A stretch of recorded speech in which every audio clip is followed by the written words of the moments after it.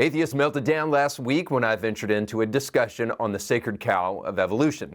Because I only believe in science. Because I care about discussing differences rather than shutting down conversation, and because atheist tears are genuinely sweet. I'm going to interact today with a fascinating conversation from the Hoover Institute about the mathematical improbability of Darwin's theory. So get ready, honest debaters and triggered keyboard warriors, for another episode of Indie Thinker.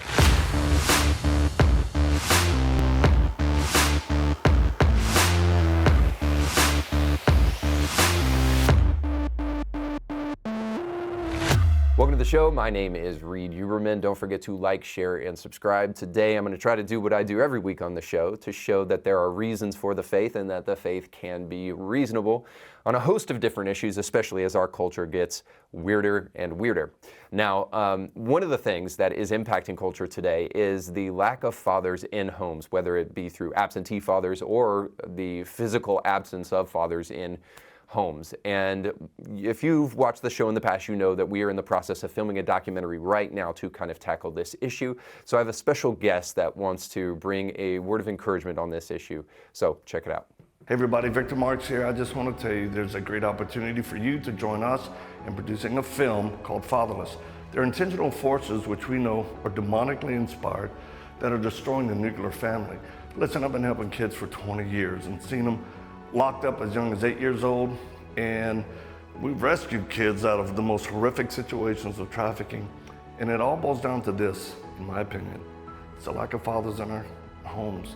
It's worse than everybody can imagine, but this film is going to expose how intentional, again, I believe demonic forces are at destroying the nuclear family. This film being made by my friend Reed, it's going to make a difference. Go to the link on the screen and join us in this project. Thank you, and God bless you. A big thank you to Victor Marks for taking the time to create that little clip for us. And if you do want to help us bring this film into production, if you realize this issue is something that needs to be addressed, then I highly encourage you to sign up for our newsletter. You can do that by going to the link on the screen. And there you can find Indie Thinker exclusives and extras. And you can also find ways to donate to this film so that we can take it out of production and bring it to your homes. Thanks so much in advance. I was running not so long ago, and I take the opportunity when I run to daydream a little bit, let my mind kind of wander, and on this particular occasion, my mind was wandering to the global empire that I would create one day. And then I started thinking about the Roman Empire, its rise and fall, as men are wont to do. And then I was quickly startled away from my daydreaming by the barking of a dog. And because I didn't want to get bit, I quickly left the Roman Empire, got back to the present, and looked around to see where that noise came from. And I was amused by what I saw. I turned and saw a very small Chihuahua who didn't even bother to get up. His back was turned toward me, and then he just slightly lifted his head, turned and looked at me, and was barking as loudly as he possibly could without standing. The reason I bring that story up is not only because it left an impression, but also because I think it's very indicative of the kind of conversations that unfortunately happen online all the time. We have people who do not realize that they are acting like little annoying Chihuahuas, don't realize they are that, and are barking insanely and just making a bunch of noise. Or people who know very well that they are Chihuahuas and don't really have anything good to say and are barking loudly to compensate for the fact that they don't have anything good to say, hoping that they'll keep people away so they don't expose that there's nothing really of value there. The reason I also bring that up is because I think that that kind of response was evident in a video I did last week. And I made two simple contentions, or at least was trying to in that video. One, scientific naturalism goes beyond the science. Evolution really isn't my concern. I realize that evolution in a limited perspective is a provable thing. Like, we know that there is evolution within species. But when you go outside of species, that's a much different story. However, I just think that there should be a conversation there. You know, I'm not willing to be too dogmatic about any of these things. I think we should have a big conversation about abiogenesis and whether it's legitimate. I think we should have a big conversation as to why we have a severe lack of fossil records that show transitionary species between invertebrate and vertebrate life. I think we should have a big conversation about natural selection and so much more. But honestly, I'm not interested in that conversation as much as I am within the kind of confines of evolutionary theory, those people who would consider themselves scientific naturalists, simply because It claims to be rational, but goes on to make perfectly irrational claims like God doesn't exist because faith is a fairy tale invented by men that have adaptive reasoning. That is not even close to a scientific statement because it cannot be actually tested. And it's self-defeating because how do we know that you're using authentic reasoning and logic about religion? Isn't your thinking right now a byproduct of your current evolutionary adaptation rather than a statement of fact? Maybe you'll one day evolve to see how silly that statement is. Who knows? And then the second thing is that neo-Darwinism has had to progress beyond Darwin so far as to make it unrecognizable from its original form. I think not a lot of people realize that. And it was just a simple, irrefutable fact, frankly, that neo-Darwinism has moved leaps and bounds beyond its original, beyond its predecessor. And by the way, this is a good thing. That's what science does. It's supposed to evolve. It's supposed to grow. And as advancement brings us to that place, we're supposed to adapt to that advancement in technology to see what it can tell us. And my contention there is that those same advancements have pushed us from Darwin, not just into neo-Darwinism, but into more convincing arguments for a creator. I'm talking about things like irreducible complexity, that if you take a single cell that you need for life and you reduce it down to its simplest form, that it is still so complex as to beg you to believe that an intelligent designer made that thing. Even if you posit billions of years, it still is not logical that the complexity present in a cell could come just by random happenstance. If my restating of these facts causes you distress, then I encourage you to take a deep breath and maybe take a snack break, grab your juice box, go play some video games, and then come back. Or just move on and enjoy your life. However, if you like thinking for yourself and second-guessing preconceived notions, then you'll love today's episode. Because I want to introduce you to David Gelernter, an atheist computer scientist who is on the cutting edge of major discoveries in his field, which crosses many disciplines, by the way. And then I want to introduce you to David Berlenski. He is an agnostic and obviously a very snappy dresser. He is a famous mathematician who was educated at Stanford and Columbia, where he also taught. And then I want to introduce you to Stephen Meyer, a Christian with a great haircut, and the head of the Discovery Institute and a leading contributor in the subject of intelligent design. None of these men are biologists, true, but all are plenty smart enough for you and I. Now that we can move away from their credentials, it's my hope we can venture into their actual arguments and give them a shot. And I pray that you will take them as seriously as the content demands. Let's jump into it. There's no reason to doubt that Darwin successfully explained the small adjustments by which an organism adapts to local circumstances, changes to fur density, or wing style, or beak shape. Yet there are many reasons to doubt whether he can explain the big picture, not the fine-tuning of existing species, but the emergence of new ones. Close quote. Okay, I'm a layman, I know nothing. Start by convincing me, somebody, that you're not just defining the term species to Darwin's disadvantage. Who wants to take that one? David? There really is very little disagreement on the issue of what a species is, and I think it doesn't have to be a technical term. Mm-hmm. I think virtually any alert child knows when he passes from one species of pet creature to another species, or what dog, cat. Yeah, a cow or a sheep or something like that. This is part of our innate view of the universe.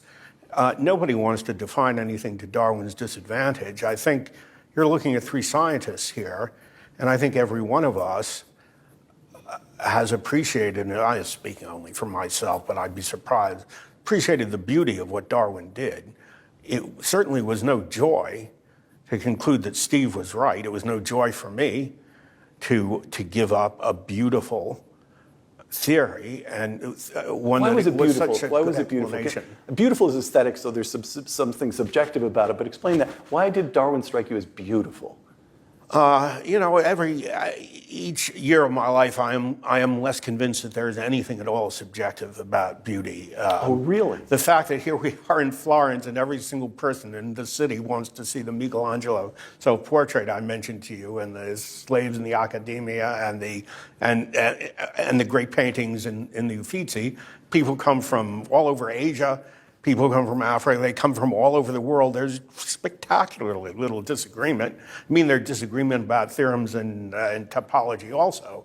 When people say, I believe the proof, I don't believe the proof. There's disagreement about everything in human life, but I think less about the greatest art than about any other subject. Beauty is something that I think scientists tend to agree on to use as a pointer in the direction of truth. Darwin's theory struck me as beautiful insofar as it explains big things by generalizing little things. You mentioned the change in the density of fur on a creature with fur, the shape of the beak of a bird or of the feather of a bird. Darwin can explain those things by principles of natural selection. And when he says, well, we can go from these little changes, a beak is 3 inches as opposed to 3 1/4 inches, we can use the same mechanism by which we explain that to explain why there are sheep and cows, why there are monkeys and also orangutans, and why apes are different from monkeys. The fact that we can explain this huge question of where species came from, the origin of species, using the same mechanism that will work for tiny variations in the fur of a sheep or the beak of a bird is one aspect of what makes the theory beautiful. I mean, other people look at it from different points of view. Just quickly, because I want to go into the arguments against, but did you have the same response? Does Darwin strike you as beautiful? Never for a minute. I can succinctly wrap up what you just heard. The idea that vertebrate life comes from non-vertebrate life is a controversial one, and let's just say has scanty evidence. I can save you all some Google searches, but feel free to look it up if you want. Interesting stuff. But there are tons of papers where people try to posit that link between vertebrates and non-vertebrates. So things like unionzoas or even sea squids, that those things represent our distant ancestors because they have throat bones and more. But to say the least, that is a lot like squeezing square pegs into round holes. The truth is, for all practical purposes, no traditional link has been found between vertebrates, which are human-like creatures, and non-vertebrates. Part of the problem is that the Cambrian explosion showed not enough time and space for that kind of evolution to occur. The explosion of life known as the Cambrian explosion took place between 10 and 20 million years, and yes, indeed shows an explosion of all kinds of life, but does not allow for enough time to create the gradual kind of changes that would be necessary for the evolutionary kind of changes that evolutionists posit. It is by no means conclusive, I'm not saying that, but it presents a big challenge that many attempt to quickly swat away because of how inconvenient it is to the common ancestry of all living things. The point of all of this is not even to suggest that science will never find that causal link. I don't think they will. It's just to remind us of a very simple fact. The case is not closed. Very little science, especially in evolutionary biology, operates on pure proof. It just operates on evidence, and sometimes very scanty at that. They operate on the theoretical, but those theories must be fueled by solid evidence or they are irrelevant. When science verges on the philosophical, it totally abandons that evidence based upon its biased goals. When it speaks of certitudes, it almost always cosplays the philosophical.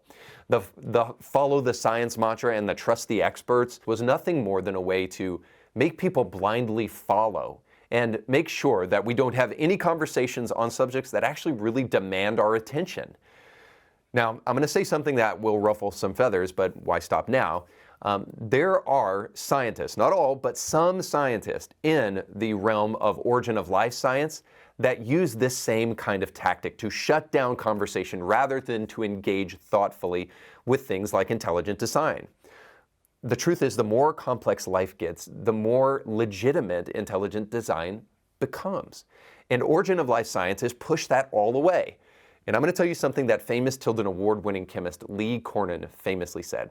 He said about origin of life science that it is a scam. Now, those are strong words, but what he meant by that is that not a single scientist has ever been able to make a cell from scratch. Never. So much for abigenesis. People will get triggered by this, and atheists online will rage, and they'll probably try to provide some evidence to the contrary. Fine. That's what this honest conversation is supposed to be about. and let them spew their righteous indignation all over the place. I actually wear it as a badge of honor. It doesn't change the fact that what Cornyn said is largely true, that there is very flawed science being used because of an agenda very often on a multitude of subjects. And it brings me to the edge, this close, of saying that it is nothing but crackpot charlatanism to say that life can come from non-life and vertebrates from non-vertebrates. I'm sorry, this seems more an attempt to try to avoid any legitimate argument from theism, at all cost, by the way. It's ideology posing as science, is what I would say, if you're not willing to take these arguments more seriously. All right, let's jump into the mathematical probability where these guys really shine to show how Darwin's original theories and even some of the evolution that's still taking place today seems incompatible with reason. It's very hard to imagine random mutations leading to functional proteins, except that, and here I quote Dr. Gelernter again, but the theory understands that mutations are rare, and successful ones even scarcer.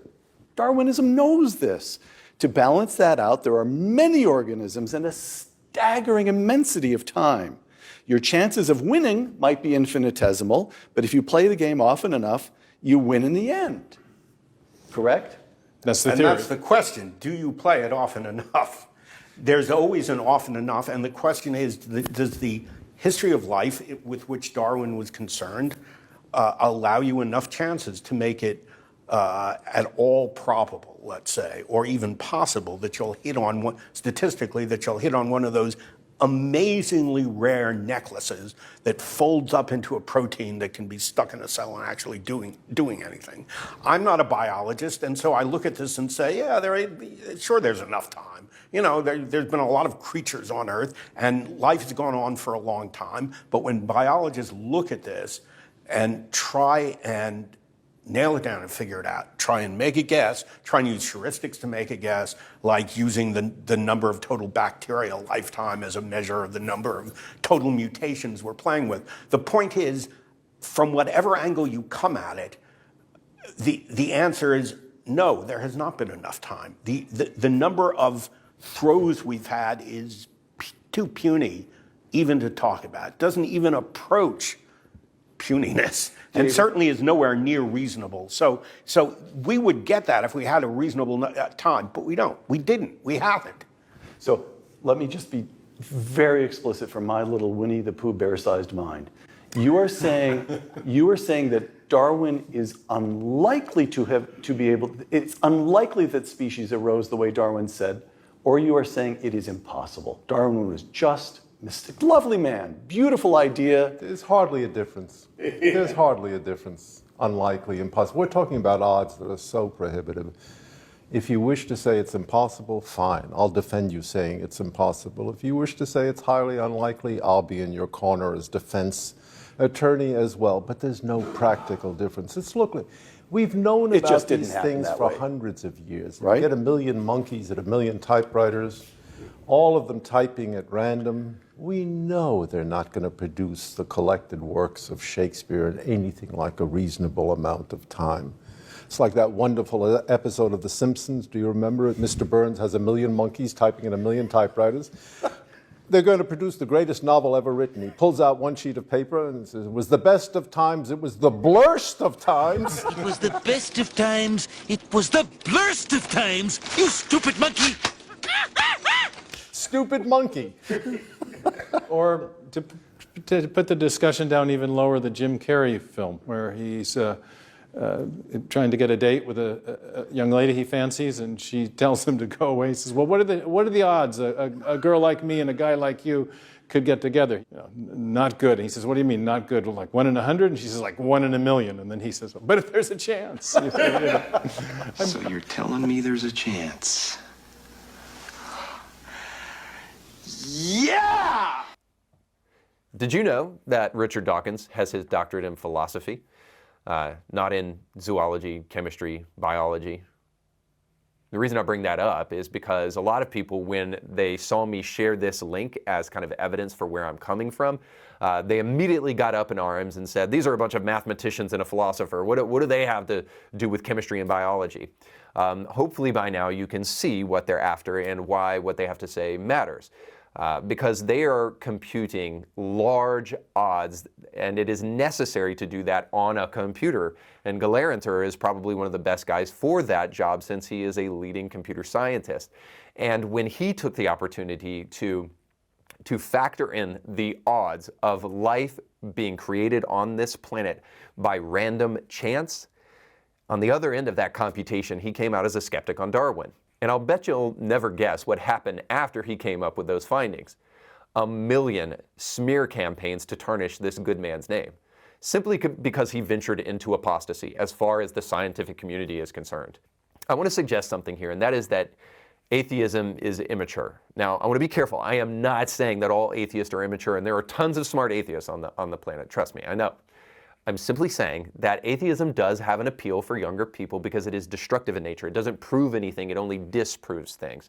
So I realize you can argue with that, but you can also argue with shades of white and argue with the wall if you choose to, but just follow me for a second.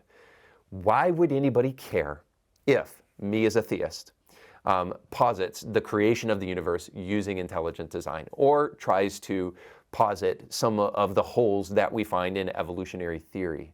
Why would you emotionally react to that and totally lose your mind over that, as to resort to ad hominem attacks against a person who you have never met, attacking their faith, calling them names, calling them liar, and all sorts of other things?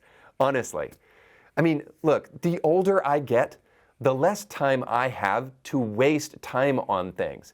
If theism truly is totally mentally bankrupt and totally a waste of your time, why worry 2 seconds about a God that you say doesn't exist based upon a book you don't believe in that explains consequences that you don't care about? That shouldn't spark your interest at all. The fact that it does is a good indication that you actually think it may be true. Fits of rage against it may be nothing more than the swan song of a frail theory. If it wasn't a threat, you could walk away. You and I both know it is. That's why you won't. In 1,000 years of history, philosophy, archaeology, science, and more, Christianity has only been reaffirmed. And your unwillingness to grapple with any of that is, let's just say, not smart. The older I get, the less time I have for frivolous pursuits. So if theism is so damned intellectually bankrupt, why not wave your hand away and just walk on? Which leads me to the conclusion that outspoken activist atheism is mostly a young man's game. It appeals to young men, especially, who make comments like this. You think your critics are having emotional responses when your faith is most likely based on personal experience and not what you claim to be evidence. Nothing you say in this video has anything to do with the recent why most people like you believe what you do.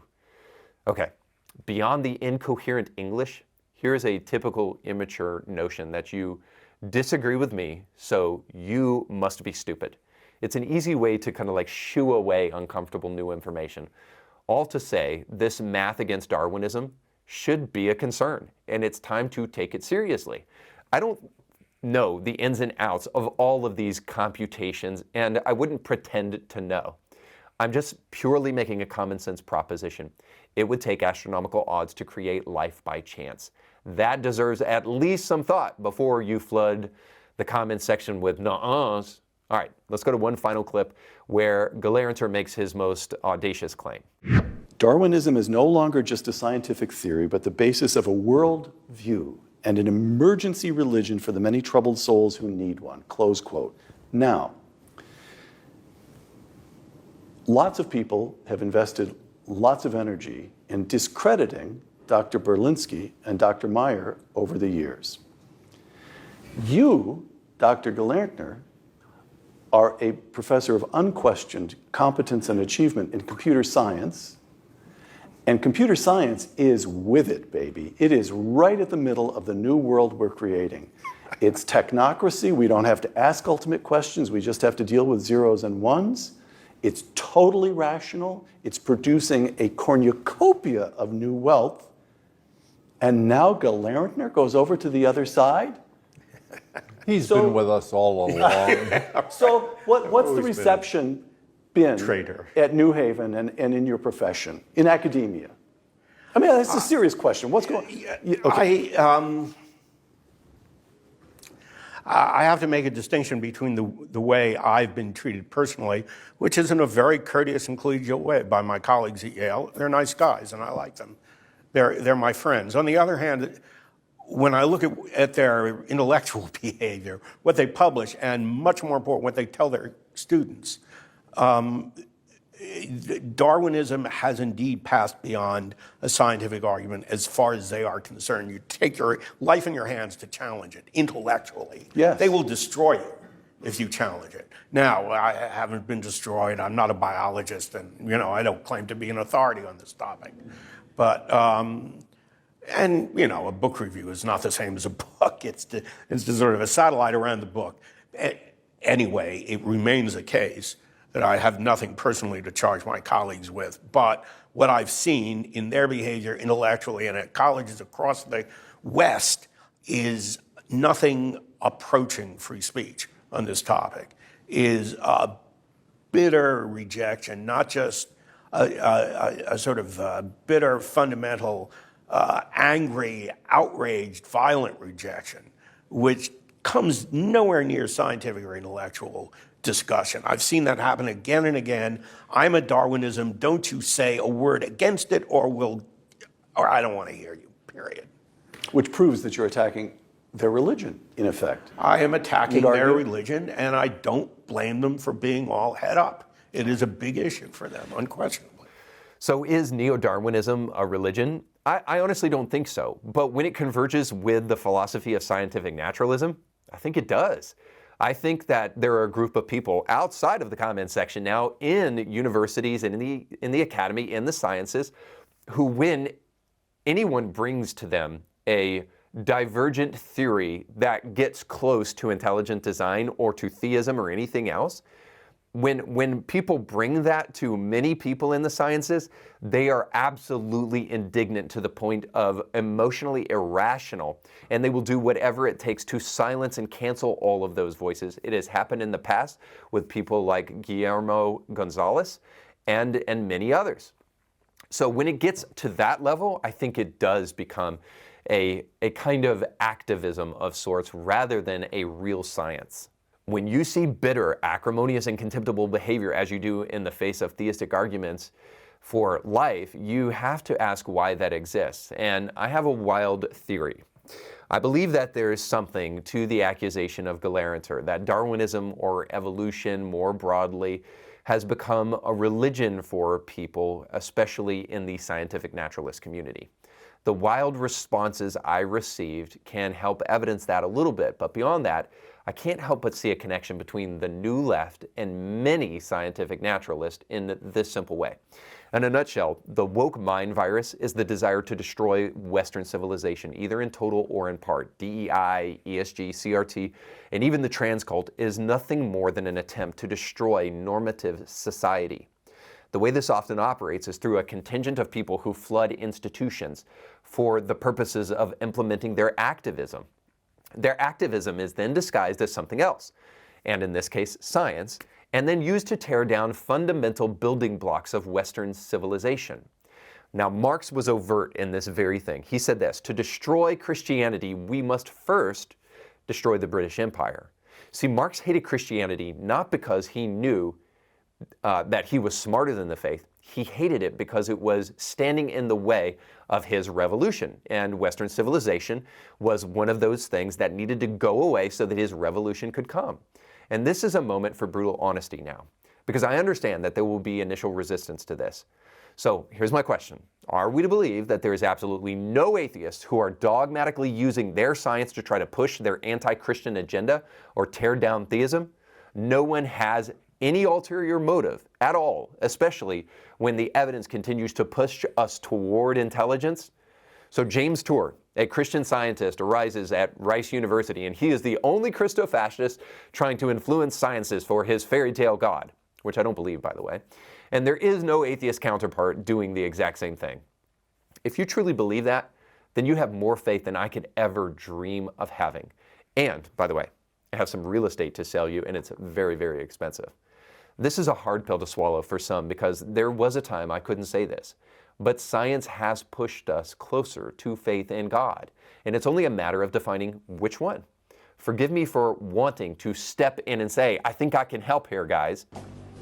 Jesus, man. You can rush to the comments section if you want to say the inane and frankly dumb contention that if God created life, who created God? But then, of course, you're no longer talking about any conceivable definition of who God is. A created God isn't God. I'm talking about a first cause, an unmoved mover, a self-existent God, an uncreated, all-knowing, benevolent creator who refuses to push himself on you, but has given you plenty of evidence should you desire to venture into the realm of belief. A scientific mind would at least test that theory before discounting it. All right, that's all the time we have for today. Thanks so much for watching. Don't forget to like, share, and subscribe, and go with God.